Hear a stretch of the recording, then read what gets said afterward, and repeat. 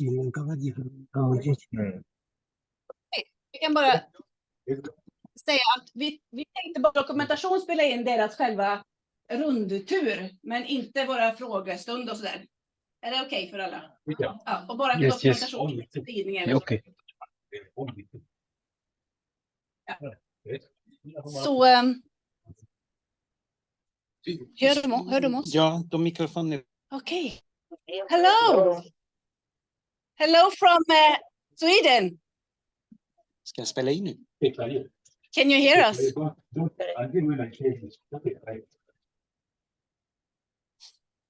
Don't unmute sound, don't unmute.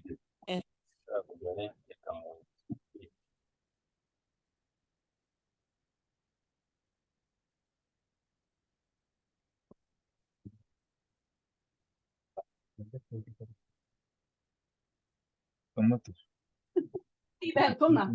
Vi ska se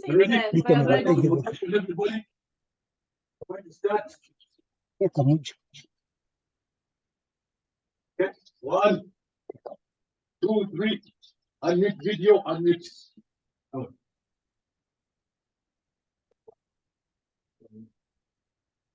Hello, Uganda, we can hear you. Oh, we can hear you. Oh, that's wonderful.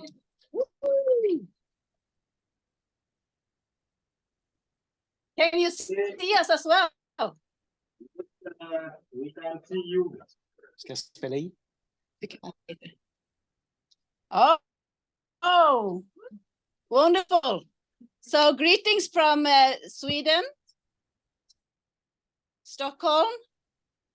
Here we are, many members of SSNC, Swedish Society for Nature Conservation, eagerly waiting for being at your farm. So a warm thank you to you for welcoming us to be in your farm. It's fantastic. And we met shortly yesterday. I am Sara from SSNC. And we have also, as you also met yesterday, Bo. And as you have seen, all our members that is here for an weekend-long SSNC members meeting. So again, a warm thank you for hosting us today. And we are very much looking forward to being with you for the next 1.5 hours. Thank you, Sarah and the team in Stockholm. Speaking from Uganda. Here, the weather is favorable, but in the next hour,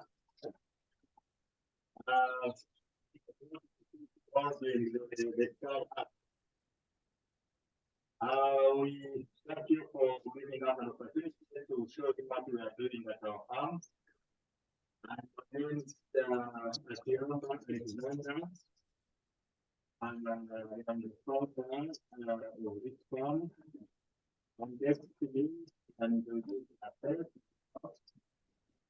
I'm going to invite in the original Katiambo. I'm also a founder of this farm, and I'm a member of Profit. Okay, so this farm will stick to up an acre. Reached it the first time in the 2000, and later on in the 2019 we designed it to adapt some of the agroecological principles.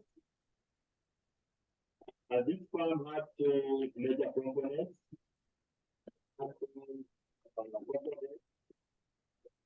Components. Also how the home stay. Right behind me,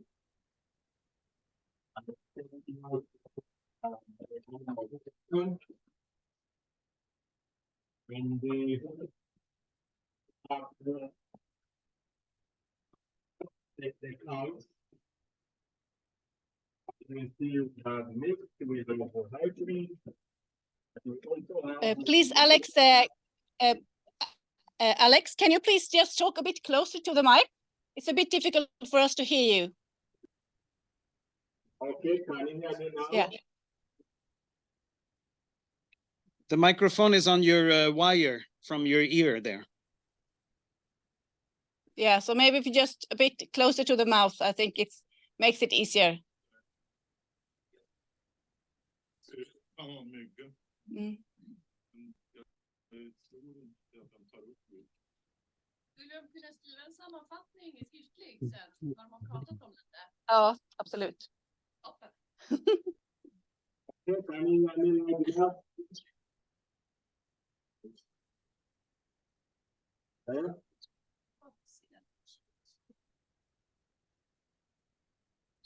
Can you hear me loud now? Yes, better. Thank you. Okay. So what I was saying that the animal component, we have cows, and you can see we have our indigenous horned cattle, but we also have in the middle the hybrid cattle. So the hybrid cattle, of course, gives us more milk. But so we target all the market in terms of milk, but also the beef part of it.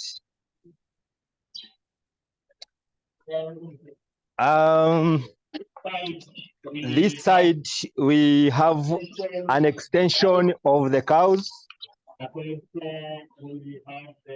but also we have the rabbits,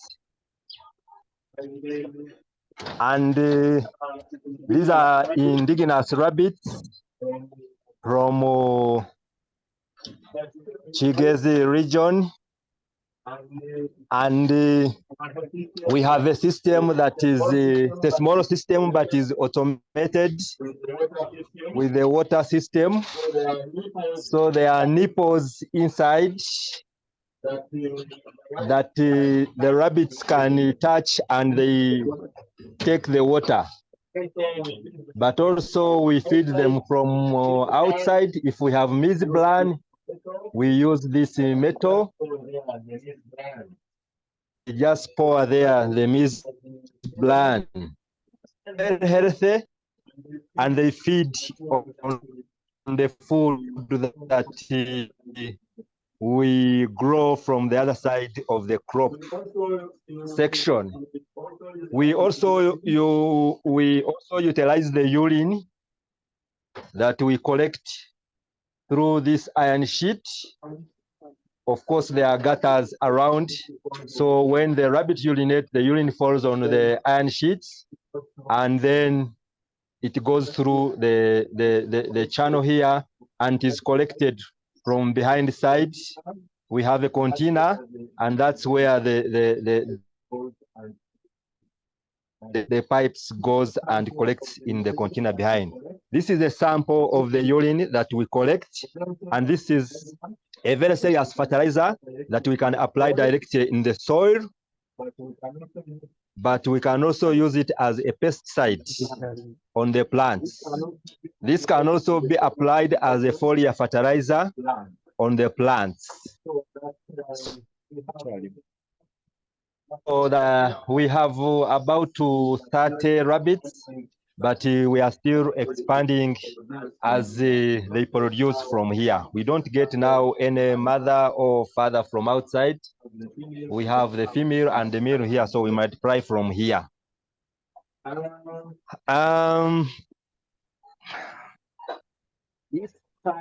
This side we have the goats,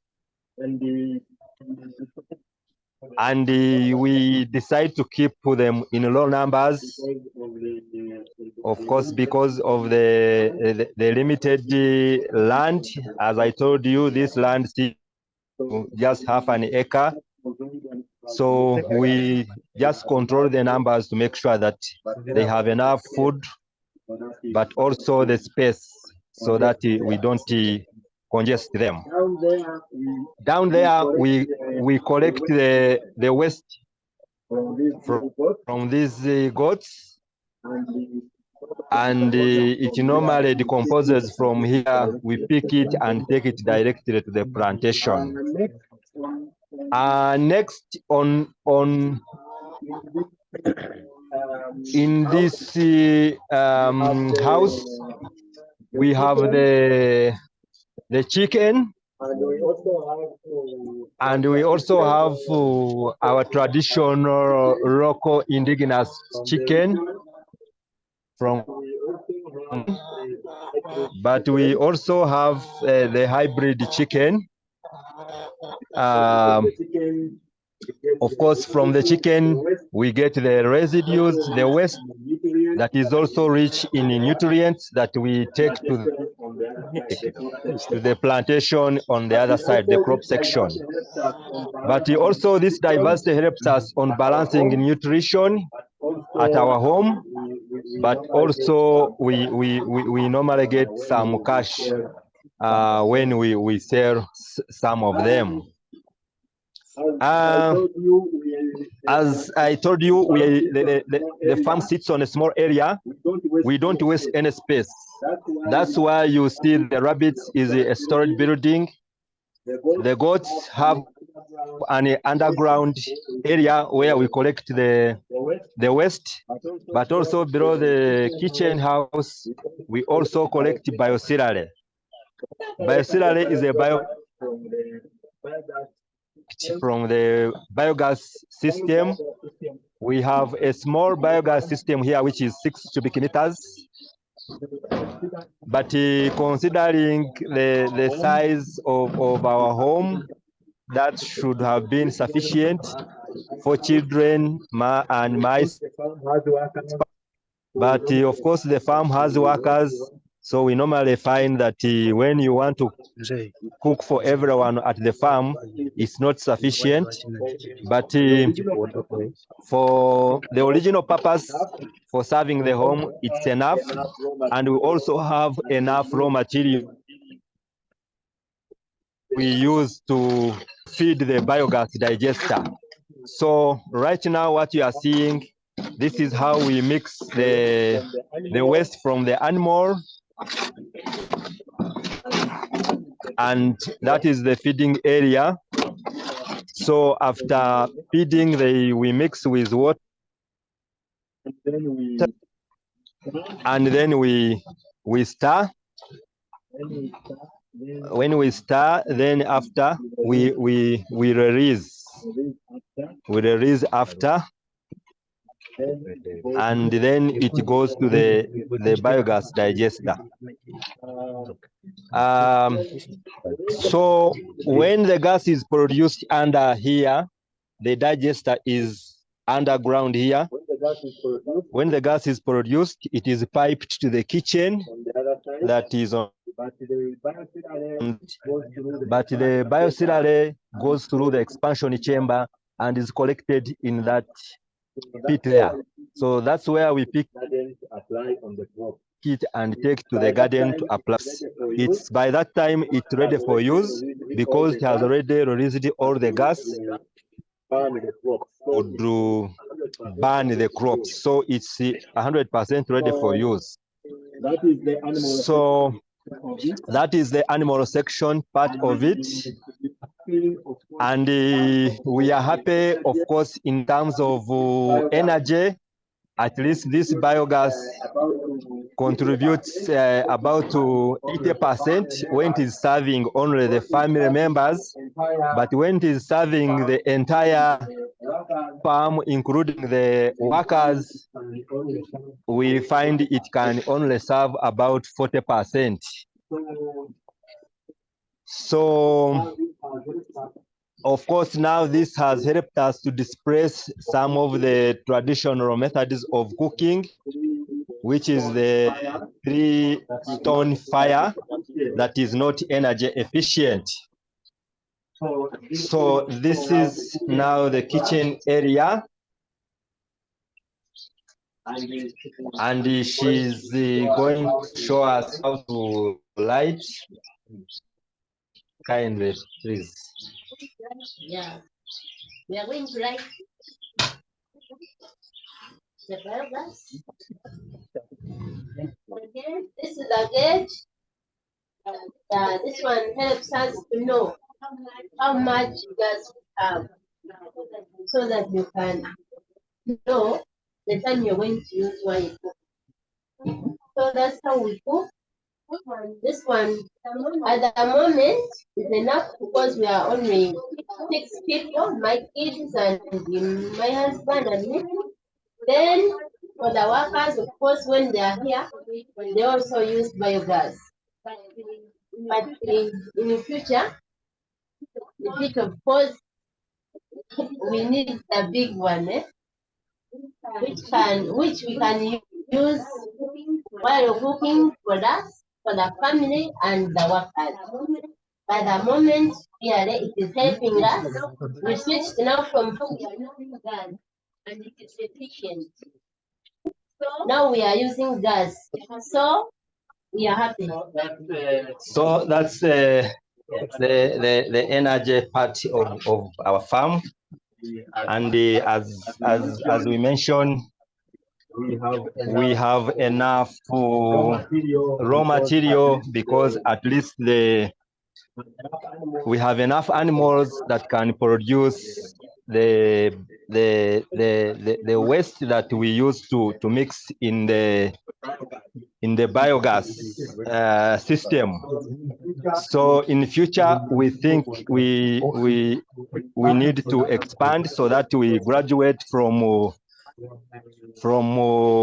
inefficient energy technologies to more of efficient technologies. At this farm, we have tried to be resilient, and we are collecting water. Of course, in the community, we have a well where we collect water, but during the dry season, the water reduces. So at this farm, we collect rainwater and we pump it on the upper tank there, so that we are able to put it within the house and also have it as a reserve. Because when we have one big shower, it can fill this tank, but we can distribute it to the upper tank. So of course, we are looking forward to expand this system. Fund is available. We should get a larger size because this is just 500 liters. 5,000 liters, but probably to help on the farm in terms of irrigation and other water uses like for animals, we need a bigger tank. Yes, so this is the crop section begins from here. And right here, we have different varieties of fodder. These are 7 varieties, and some of them we have been able to name them looking at these posters. But this is just a display, but we have multiplied all these grass types in our plantation.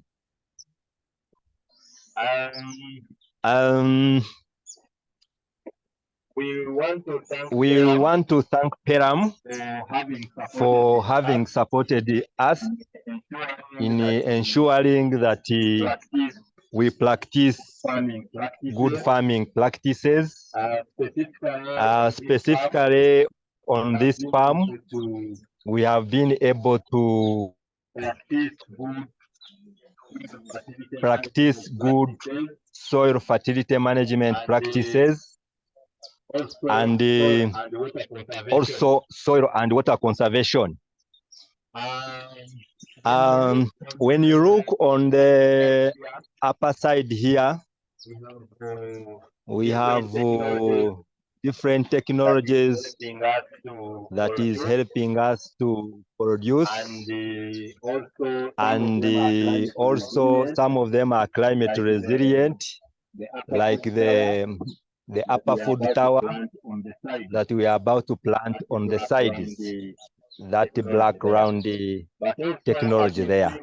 But also, as you see, we are able to conserve water because we make sure we cover all the sides of these small gardens to keep it moist, so that it keeps enough water in the plantation.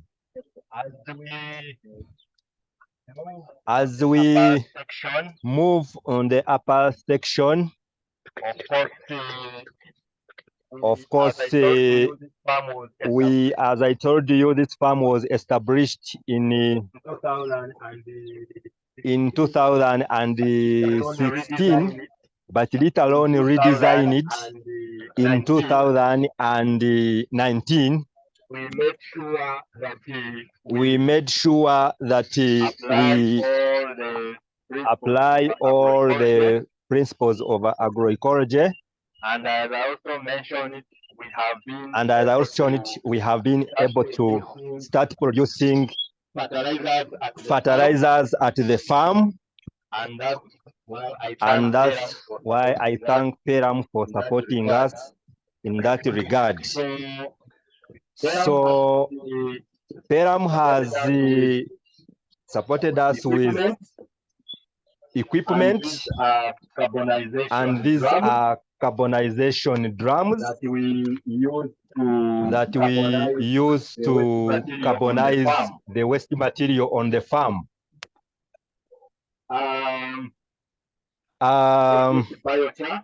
We produce biochar that is used as a very, very important material in making bokash fertilizer.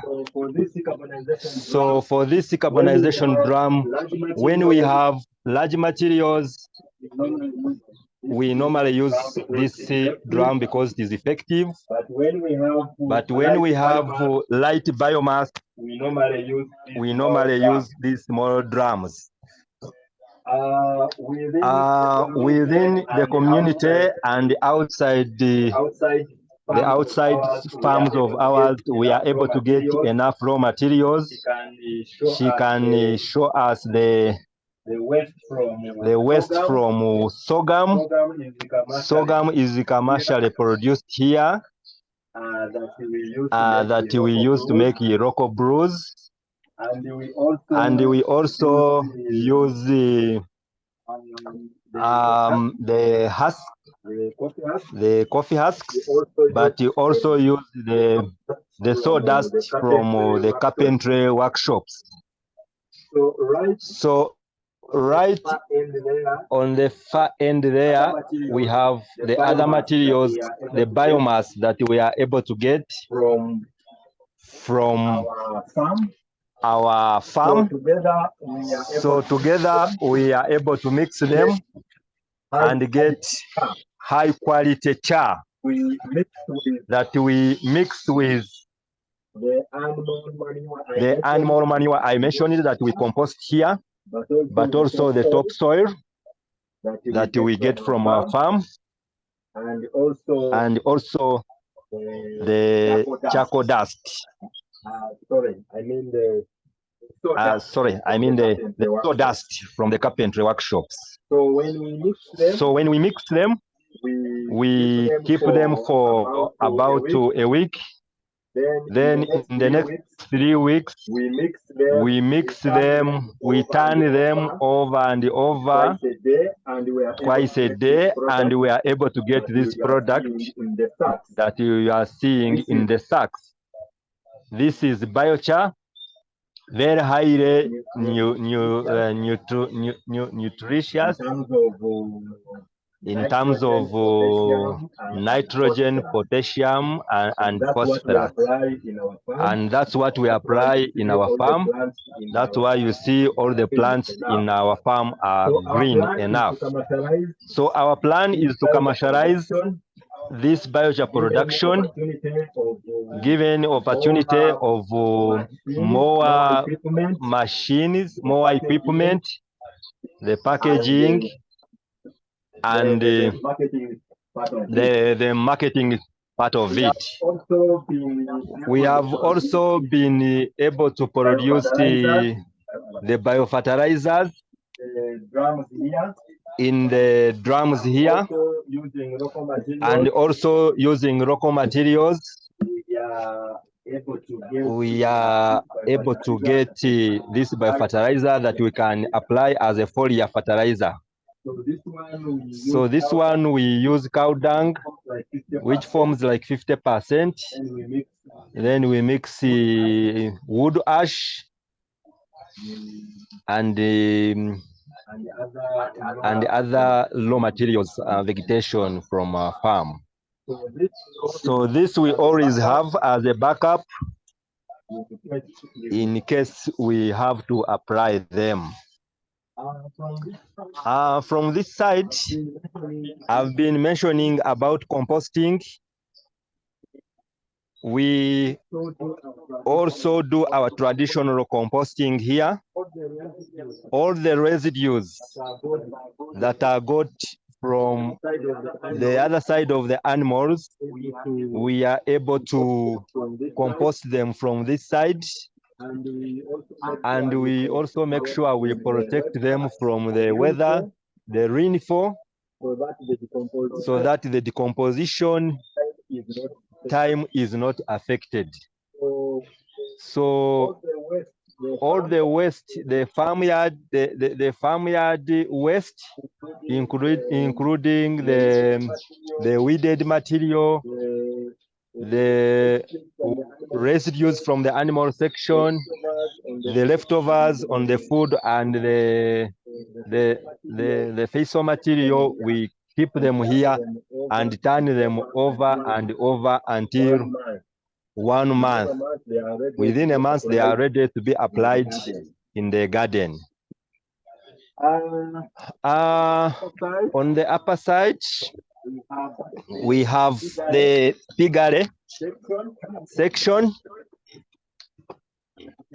and this is purely organic, and we have not cemented it. The floor is just made up of local material. These are the material from carpentry workshops, but the way we have made it, the bottom, or below the bed is about 1 meter, and then we have put a bed of timber and wood material.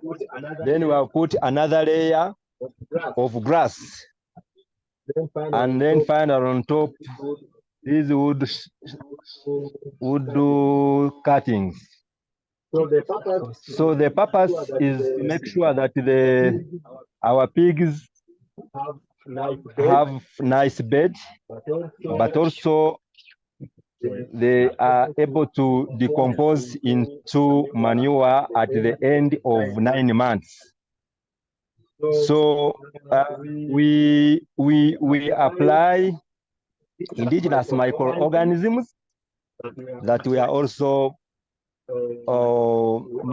produce at the farm.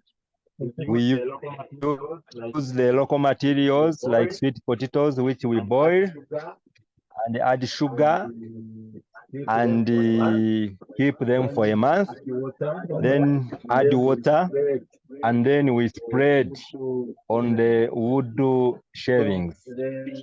So the indigenous microorganisms help to digest some of the microbes from the feces, and what is left is manure that can be used within the farm. But also at the end of 9 months, all these material you are seeing is turned into soil, and then we take it to the garden. and then replace it. That's how the system works. So the other advantage is that we keep order here, good order, because no smell comes out. As you can see, whatever is produced is kept within this dry material and dries very fast. We now move to see the rest of the things we are doing at the farm. And next, we are going to talk about the application of agroecology elements on the farm. As I told you earlier, when we redesigned this farm, we considered the elements of agroecology, and we had an opportunity to learn from PELUM. They provided us with trainings on how to apply agroecology elements on our farm.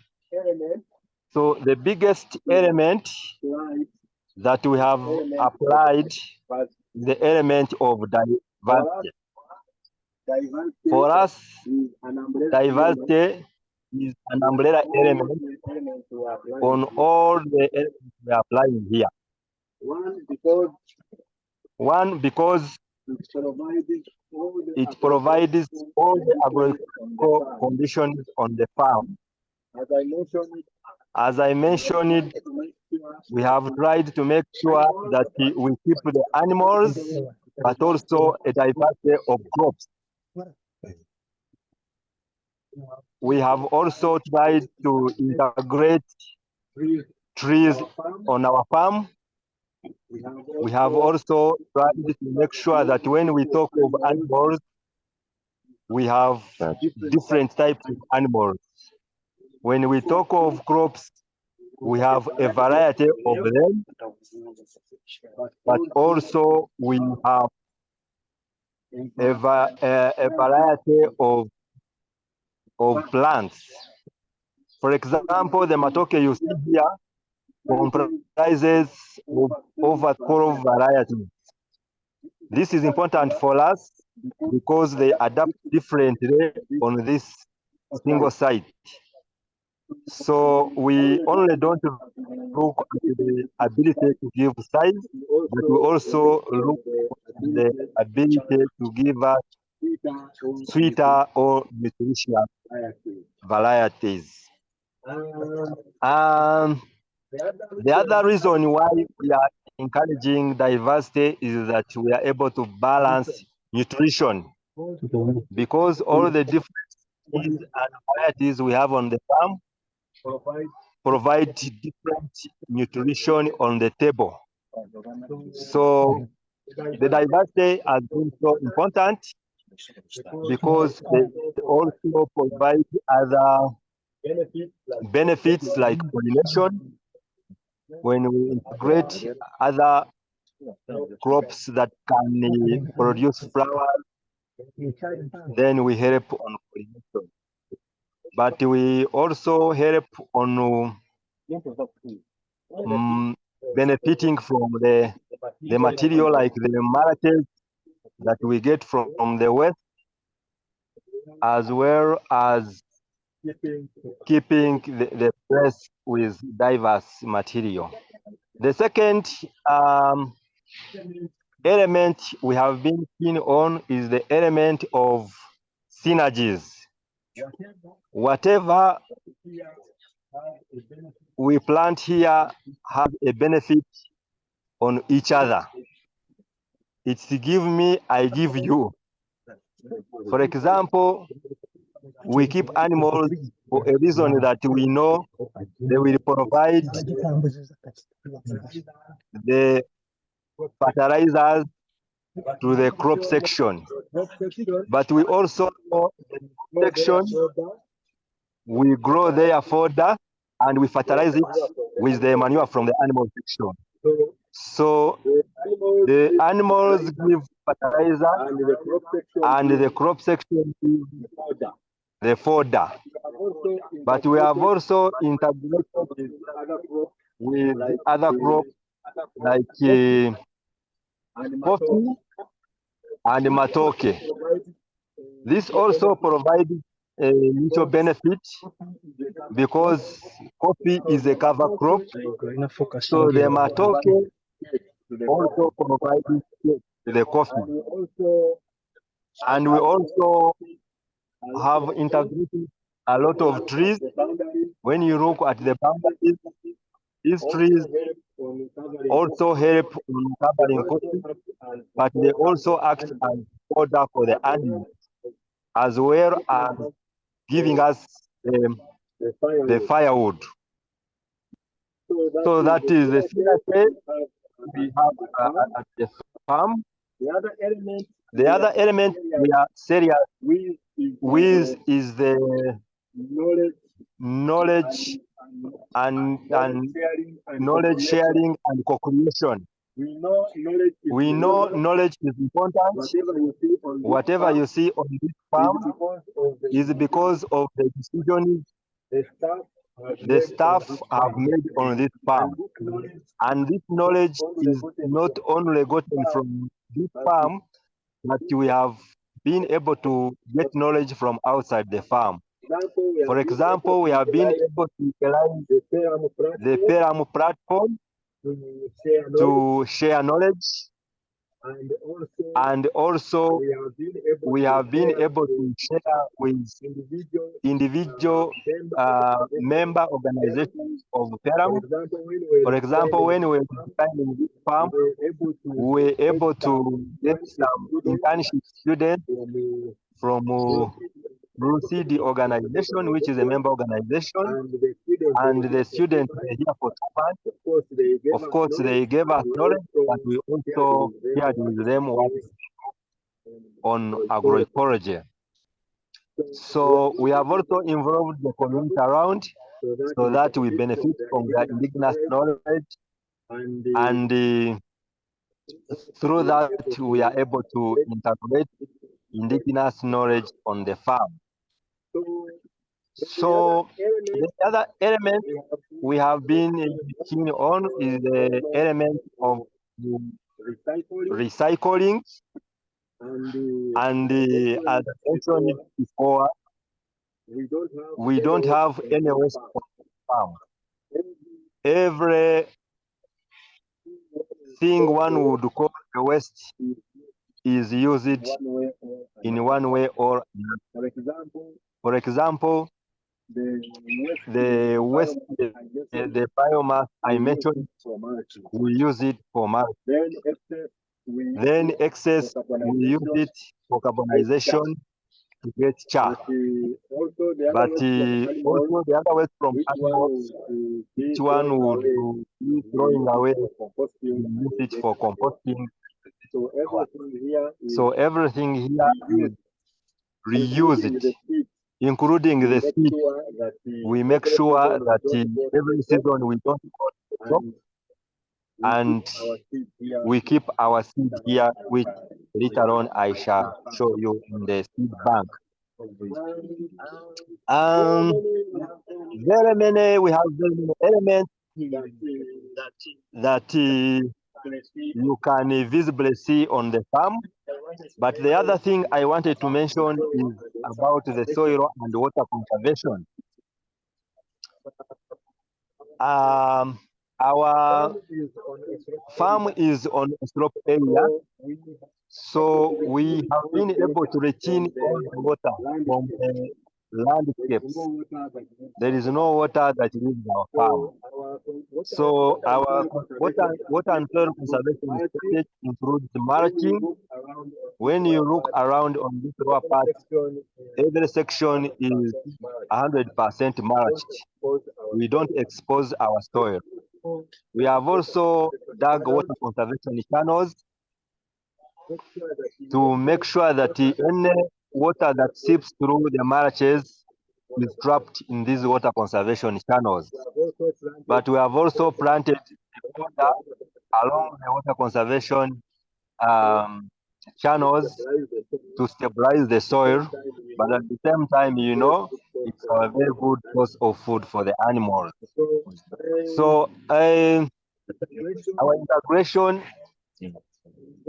involves one of the major cash crops in Uganda and presumably important in the whole world, coffee. And of late, we want to further include more coffee plants. And good enough, now we are entering the rainy season. So these are the plants we are going to add on to increase the tree cover, but also increasing on the most income generating crop on the farm.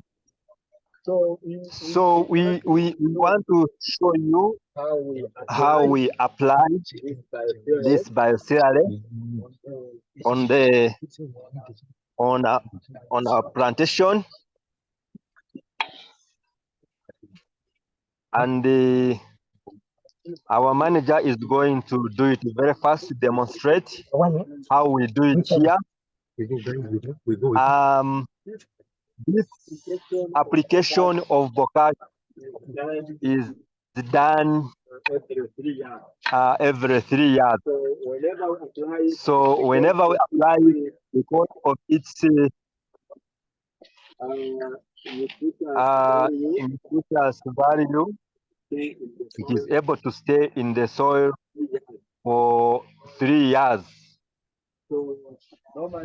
So normally we measure about 2 feet from the plantation, so that in case the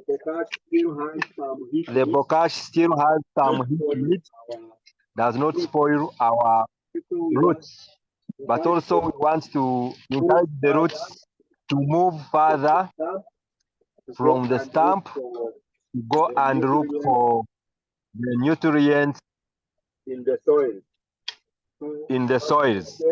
So we first soften the soils, and then we apply the bocage. So normally, if we don't have enough fertilizer, we only target the direction where the suckers are moving, or where we want the sucker to move. So we mix them properly and then cover with the biomass material, so that we keep the place moist. And this should now be sufficient for the next 3 years, and we should be able to get a very big bunch from this plant. So when we don't use bocage, we also use other fertilizers. I already mentioned it, including the biocereal, including the urine from the rabbits, and then the biofertilizer.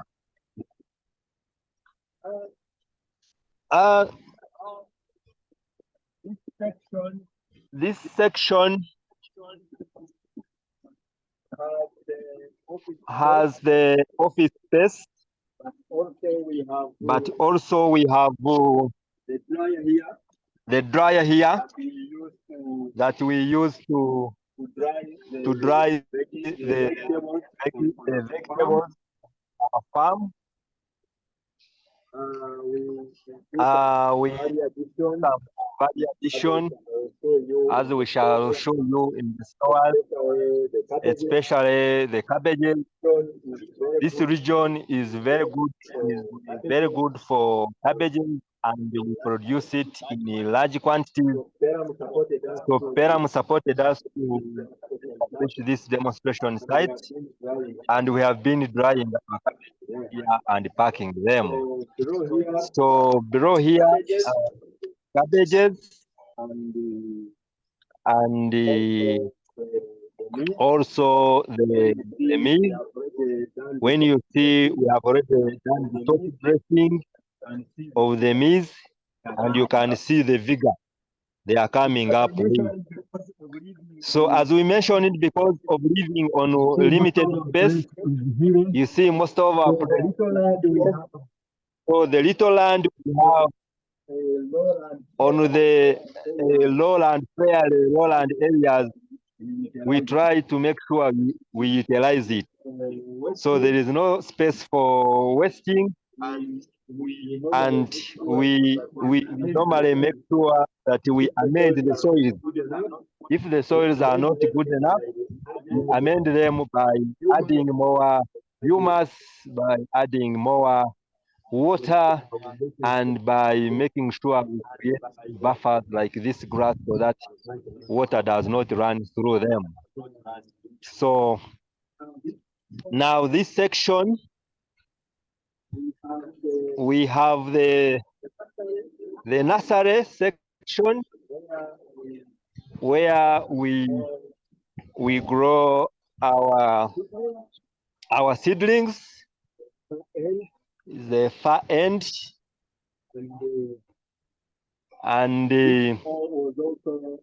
this all was also demonstrated by PELUM to us. They gave us that support.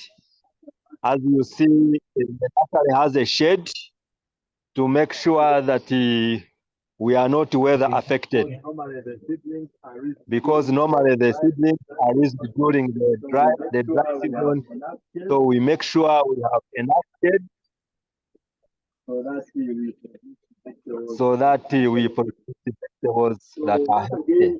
So once again, this page in front of the office, we had a very big terrace that we managed to convert into a plantable area.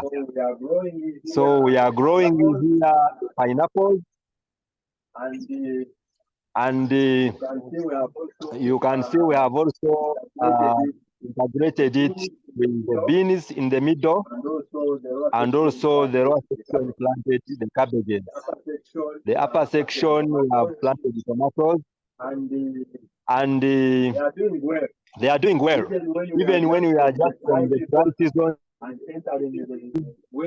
entering the wet season, you can still see that we have maintained the green on this farm, and that is the power of here in front we have a small office space, the room. We also have a seed bank and then a private. As I mentioned, we are working with the communities.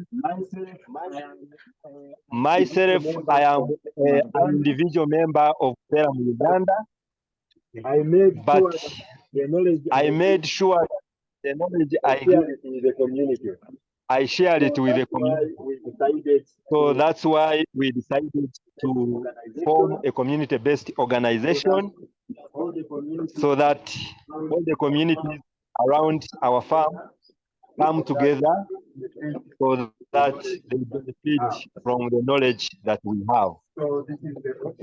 So this is the office where we keep our records, and this is the community seed bank. So we host the community seed bank, the indigenous seed, and we are going to show you what is kept here. Right here is the display room, and here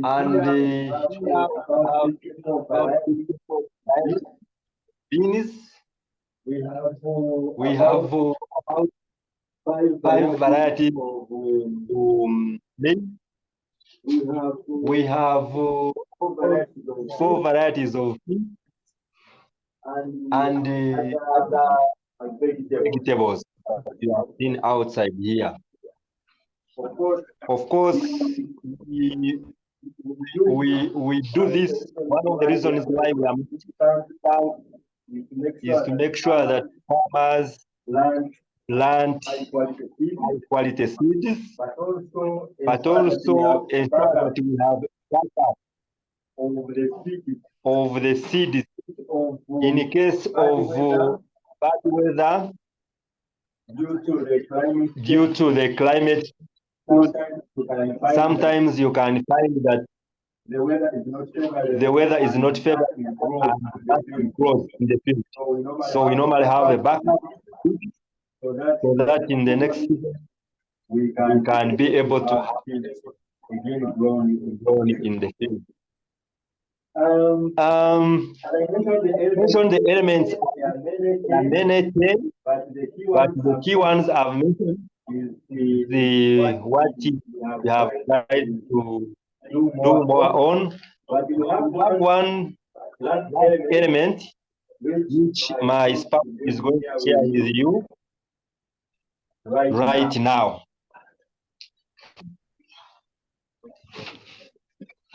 Thank you so much, my husband. As I mentioned, everybody, Yamba, the wife of Ali Papiam. I'm also founder of this farm. So, as a way of uplifting economy in our communities surrounding our farm, we have managed, we are keen in implementing circular and solidarity economy as an element of agroecology. So, as here, we are implementing, we are managing participatory guarantee system. Yes. Whereby we are involving women, men, and youth farmers standardize production processes along the value chain. That is production, post-harvest management, and marketing. So, through this PGS or participatory guarantee system, as a farm, we have offered a small storage store where farmers in our community can store or can keep their products. For example, as we can see, here we have silos where farmers keep their products. Here we have something. All these are full of stores. These silos. At the moment, we have 1 ton of sugar. This is for farmers. The farmers are harvesting crop. They grow sugar and put it here. Of course, we had a lot, like 3 tons, but being a planting season, farmers took some seeds to plant. So that's why we have 1 ton as a model. We don't have only sorghum, but farmers also kept beans. As you can see, beans are there. All these sacks are for beans. So, as I've said, as the planting season, farmers have already taken some for planting, but we still have a reserve. So this one will be stored when the price rises. We are doing value addition, as my husband has mentioned. can see here we have dried cabbages. We dry them, use solar dryer. Then after we pack them and sell them. And these are nutritious and organic, pure organic. So for sure we are doing good. But through this participatory guarantee system, we have managed to turn fake products in the market. When we are trying at least to produce high quality and organic products, so the fake ones now are no longer in our market. So this participatory guarantee system has helped us so much. So the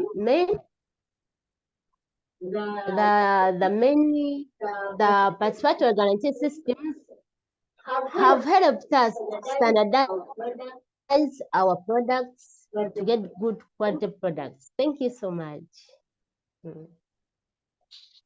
Okay, so that is another important element on our farm, and that's what we can share for now.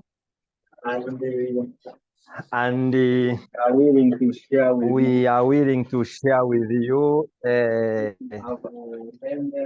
in case you have any question, supplement we can add on our farm, and you are most welcome. And we hope that one time we shall be able to host you physically here in Uganda, Ruchiga district, southwestern Uganda. Thank you very much.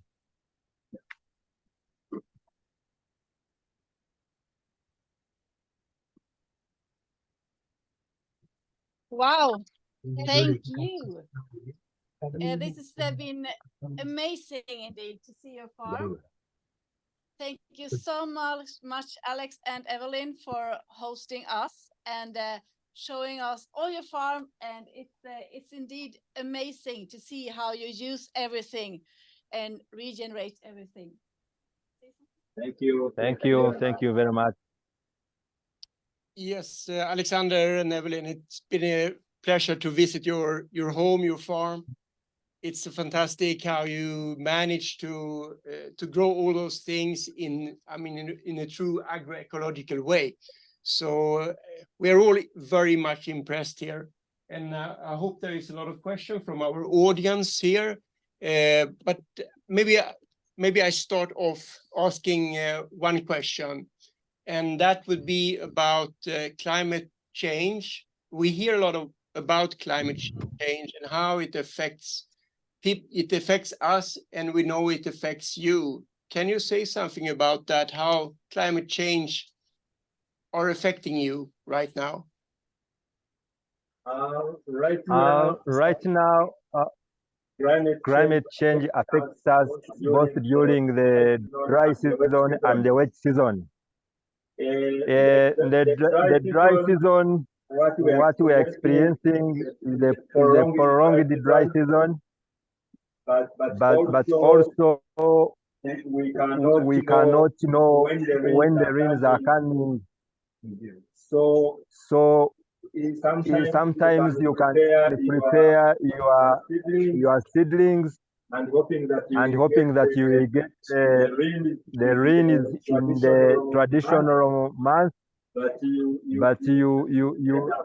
end up actually not planting them. The rain just comes for a short period and they disappear. Or when they come when they are too much, like what we're experiencing now. They come when they are too much and they can't even give you a window to plant. But also they come when they are too heavy and they destroy what you have planted. But also when you look at the landscape, you find that we also have bare hills, but also some wildfires, and then of course those bare hills we normally experience a lot of floods that comes and sweep our areas. So that's the major experiences of climate change we are facing. Thank you very much for that clear answer. So how is agroecology? Does that make your farm more resilient to climate change? Of course, at farm level, we are still better than many farmers who are not practicing, because with mulching, with water conservation channels, we are able to resist some of the challenges mentioned. But at a community level, we just need to do it as a whole to minimize those challenges, because when the problem is big, for example, when the floods are large, my water conservation channels may not be strong enough to hold the water, but still we, at farm level, we are able to resist some of the climate change challenges. Thank you. So we have questions from the Welcome. audience, please. Do you hear me? Do you have electricity from your own production, sunscreen electricity? Alexander, did you hear the question? Can he repeat again?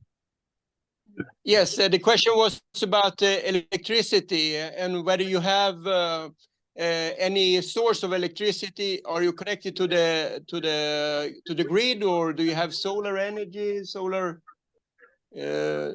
panels or something?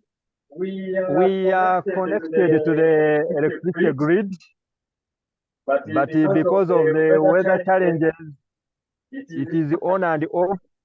Even right now, we are broadcasting using a generator, because right now it is scaring to rain. So the electricity, the bureau removes the cuts us off when the weather is not good. So, but the other electricity I was showing is for cooking from the biogas. But we have also reinforced with some solar panels, small solar panels for lighting, just. Thank you. Thank you. Any more questions? I wonder if your methods is spreading in the local community. You can repeat. Did you hear the question? The question was about the technology that you apply on your farm, if that is spreading around in the community around, and how are you managing to pursue the other community members doing the same thing? Yes, we through this association I've mentioned, let's change my village. That's our vision. We would like everyone to change and do what we are doing. But of course, some of the activities require financing. For example, if you find a home of 2-3 people, it may be difficult for them to do some of the activities we have done on this farm. For example, the water conservation channels may require extra labor.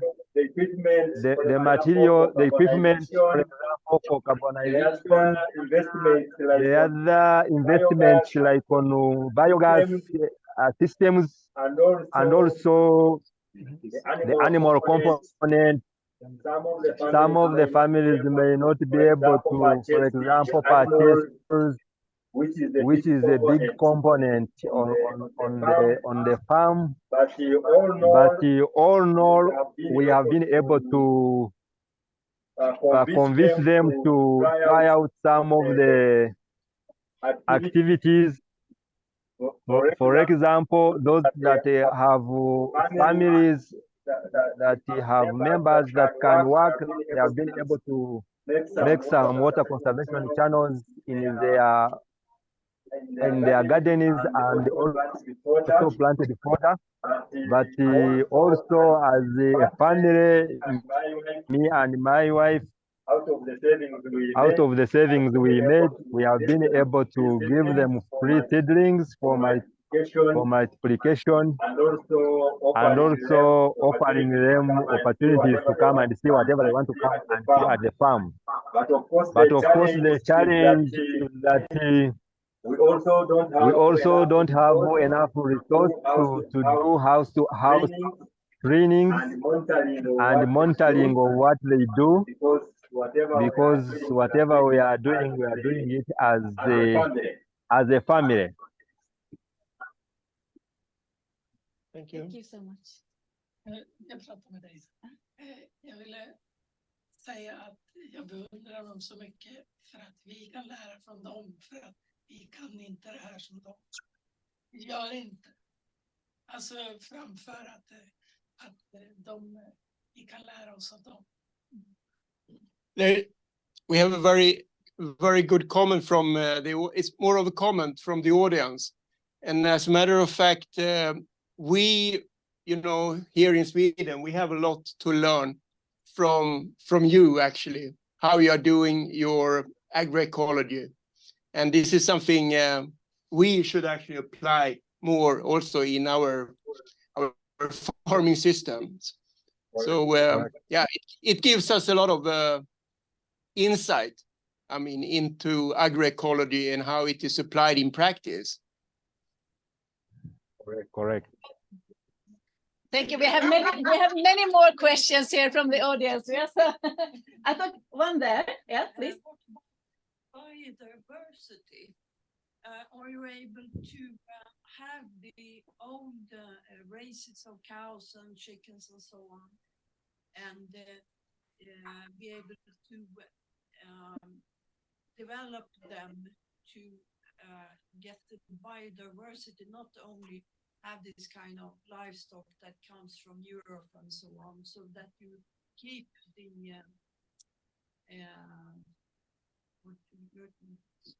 Indigenous.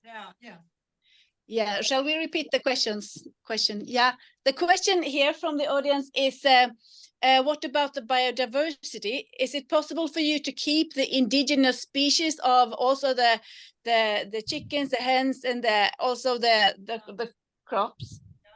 Yeah. The cattle. Can you keep these kind of species and races? They are developed for your kind of country and yeah. So can you keep the indigenous species that are actually developed for your area and for your surroundings, or are there a lot of imported species? Or do you keep the indigenous ones? For the animals, the majority I have are indigenous, including the rabbit. But there are programs in Uganda that are normally supporting some families with other species. So when they come around and they give you one chicken or two, you take it up and try it and see how it adapts to the area. And for example, the cow you saw, which is a hybrid, was also given to me by some program. try out and see the difference in terms of milk production. So we try as much as possible to have indigenous species on the farm, and that's our strategy. But when we get the offers, we integrate them and learn and see how they perform on the farm and how they can adapt. Thank you very much. We have more questions from the audience. Let me see. I think you were first, and then we have the two of you. Okay, thank you. How many employees do you need to run your farm? How many employees do you need to run your farm? Right now, I have 3 full-time employees, but for example, last year I had only 1 employee, and I was relying on part-time people. But as we expand on the activities and the production, we normally add on the workers. So right now I have 3 full-time staff, but as we continue to adapt some of the practices like mulching, you find you don't need more staff because you normally suppress the weeds. As you continue to adopt more technologies like the figure technology, I've showed that you don't need to, for example, clean every morning, or you can even clean once a month. So you find you need less workers. So of course, establishment of these facilities may seem expensive, but in the long run, they become cheap. Thank you. We have more questions. Yeah, I have an animal question. Are the animals stable all the time, or are they allowed to go outside and eat? And the other question is the crops. Do they have the succession of crops that they move the crops from the beds? Do they have a planned succession? Okay, yeah. So there is, sorry, can you hear? The first, yeah. Yeah, the first question is about the animals, if they are stable all the time, or if they can also walk outside their stable, if they can walk also freely. And the second question is about the rotation of crops. How do you do the rotation of crops, and if you do that? Okay, for the animals, yes, 3 times a week, we get them outside in our compound, and they eat on the grass. But I also have a small farmed area with grass that is within the vicinity, that they can move around and exercise. But we make sure that they don't cross into the villages because they can pick the pests. So we to the villages. So we try to make sure that even when they go out, they don't mix with the community animals, minimize the pest and the disease spread.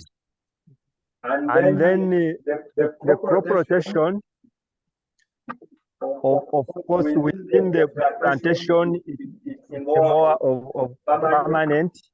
The bananas and the coffee integration and the fodder. But these other sections where I was showing vegetables, we normally in crop. If we do cabbages this season, the next season we do some other type of vegetable beans there. So yes, we do crop rotation, but in a designated section. Thank you very much. We have one more here, right? Yeah. And then Yes, you. I wonder who buy your products? Is it like within the region or is it to other countries as well? So we wonder who buy your products. Is it in the region or also to other countries? Right now, our products are bought within the region, the local markets. We haven't got an opportunity to export some of the products, but we have facts, added value on some of the products that can stay longer, and maybe what the step we need to do is to do the certification program so that they are able to be recognized for export. But right now they are consumed locally within the country. Thank you. And we have another question here. What kind of bananas do you grow? So what kind of bananas do you grow? The bananas we grow, they are consumed in different ways. We have varieties that are eaten as food, but we also have varieties that are eaten as yellow bananas or as fruits. But the other type of bananas we have, they are used to make local brews. That's the types we have. So how many different kinds of bananas do you have? I have 12 different species. How many? 12. 12, yeah. 12, yeah. Well, okay. That's a lot. Thank you. Let me see if we have one more question. Is it Ethiopian banana and sete? Is it the Ethiopian bananas and sete? And sete? Do you have them? Ethiopian bananas. And sete, Ethiopian bananas. Do you have that kind? Ethiopian bananas. I don't think I have Ethiopian bananas. Yeah. A specific question from us here. We have one more question here, please. Yeah, I wonder if you experience that the resilience you are creating also makes it easier to avoid conflicts and to keep security for your locally people. Do you feel any kind of positive result in that way? Yes.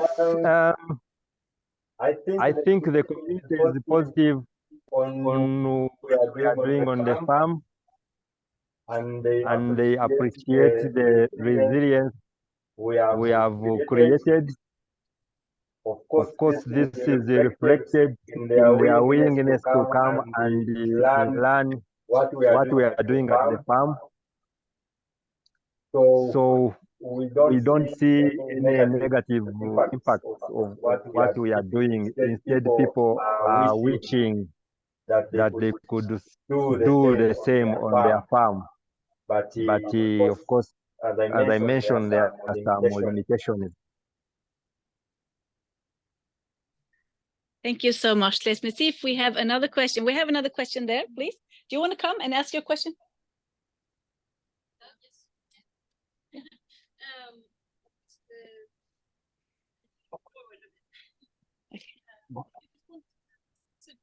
Question is this an African initiative from I find many times interfere with African Yeah, we have a question here. Yeah, I think the question is about, I mean, these technologies that you are applying in the agroecology technologies. I mean, how much they are influenced also by foreign countries, or is this more of an indigenous technologies that you are applying on your farm? I don't know if you. Yes, I understand the question. Some of the technologies, they are indigenous. Some we get them through other organizations, and I think they are adopted from other countries. But for us, the biggest thing is whether it's adoptable here, whether it works for us. We have no issues of just wanting to take up indigenous technologies. As long as it can be domesticated here, we are good to go with it.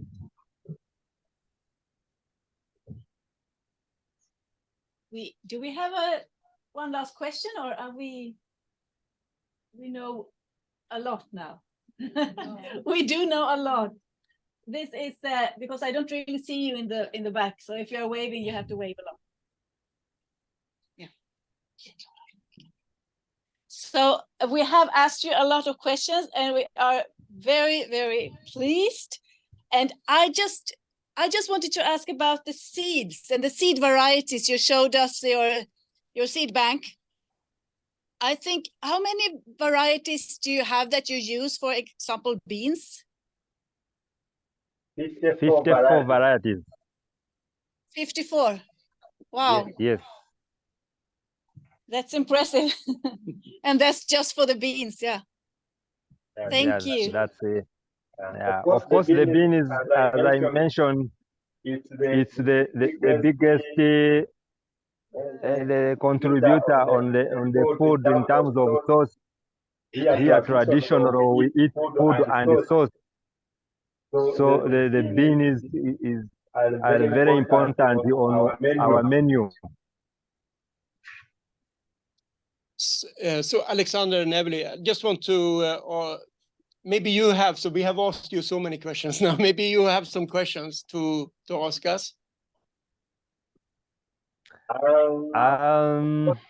course, the first comment is that I am happy to have been given an opportunity to share with you what we are doing at the farm, and I'm grateful for the comment you have also made and the questions. Of course, some of them are good for my improvement and for my future knowledge sharing, and how I wish in the future we could host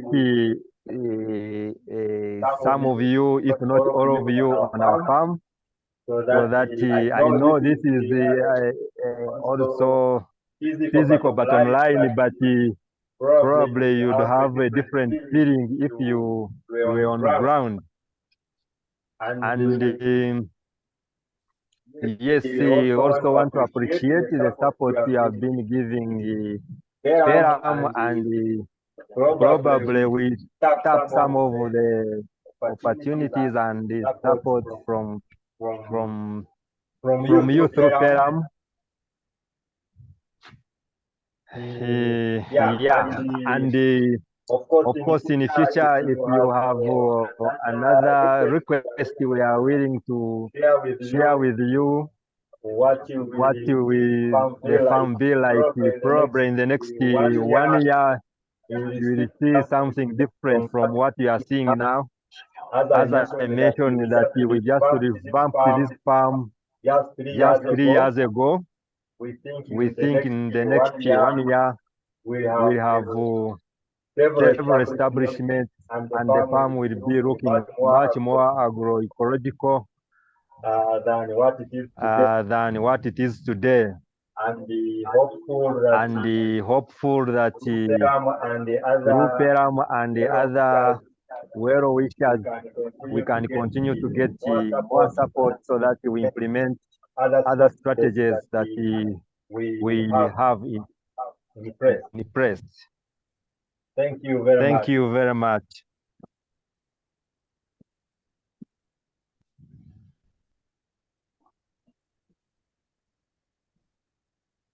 So a big applaud from us here. Can you hear that? Yes, we can. Yeah, so many thank you from us. This has been amazing. And so we are about to say goodbye to your farm. And that feels sad because we've been with you for, it feels like we've been with you for quite a long time. We know some of your, we know your farm somehow. So we just want to say thank you. And I don't know if Ezra wants to say something as well. He wants to share. Well, anyway. Ezra, yeah. Yeah, if you want to say something, he is welcome. Yes, Sarah, I have one or two words to share with you. First of all, I need to appreciate the SSNC team for giving us the opportunity to share with the bigger team of SSNC, but also to us as PELUM. I think it is has been a learning experience. I can't imagine I can share with you what we've been going through here, but all is well. And I think you saying we've done a great job, I think gives us pressure, but also it is also a learning to us as PELUM. Of course, we've been doing documentaries on the farm, but I think the real time has been a whole journey of it. And I think if we can explore more of such, I think it would be very wonderful. So I take this opportunity to thank Alex and the wife. They've really taken us through, and like you said, everything was flowing. Yes, so that is right from now. We can share any other that you wish to get from us as PELUM. Thank you. Thank you, Ezra. And thank you, PELUM Uganda. Thank you for exploring this idea with the real-time digital visit with us. We are so grateful for that. So from all of us, a big thank you. You want to say something? No.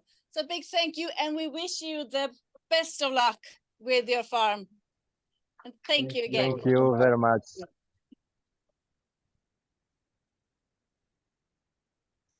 Goodbye. Have a nice day. Nice day.